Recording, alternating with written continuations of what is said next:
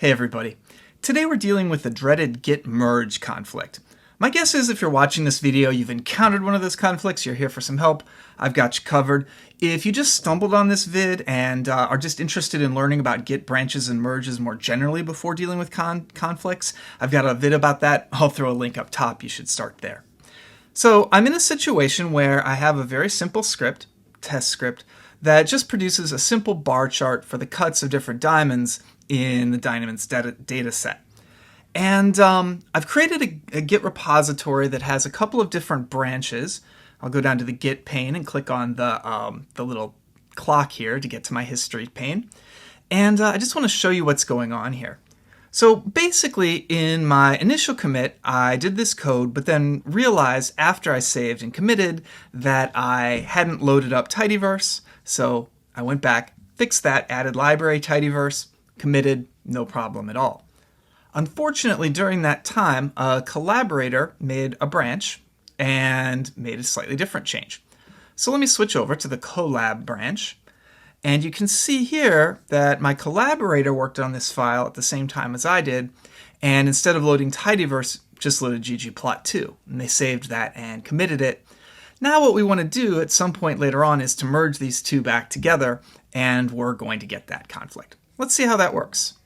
So I'm in the main branch. My command to do the merge is git merge and then the name of the branch, so collab. And you'll see conflict, merge conflict in test script. And RStudio has pulled up the script that has the conflict there. Now, the first thing here is that you should remain calm, but if for some reason you're not feeling calm and just want to bail out, you can. Let me show you how to do that. It's git merge -- abort. By the way, I'm in the terminal here, not the console. This is not our code. This is actually going directly into the console. And if I do that, that will just undo everything, put me back where I was. Okay, great. Now let's actually deal with the conflict instead of just aborting out. So I'll do the same thing, git merge collab. I'll get the same conflict. There we go.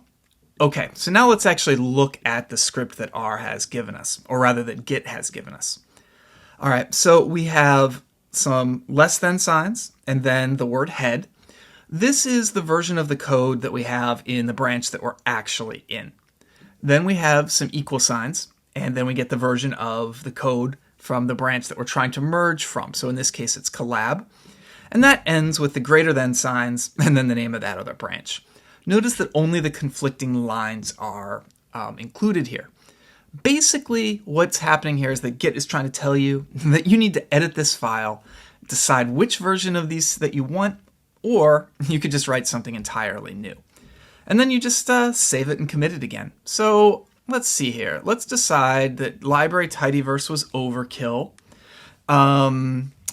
And instead of just doing ggplot, let's do something else. Let's also say that we're going to need dplyr later. So we'll put library dplyr there. Notice that I deleted all of the other things, the equal signs, the less thans, the equal to, the greater thans. Those aren't actual code or comments, and so if I try and run those as R code, they will throw errors. Save, go back to my Git pane, stage, commit. Nice commit message. So how about reconcile branches? I'm not being that descriptive because it's not that interesting a script. Commit. There we go. And everything's up to date now. No errors, no nothing. It did the thing for us. It did the merge seamlessly. Now look what happens if we look in our changes tab.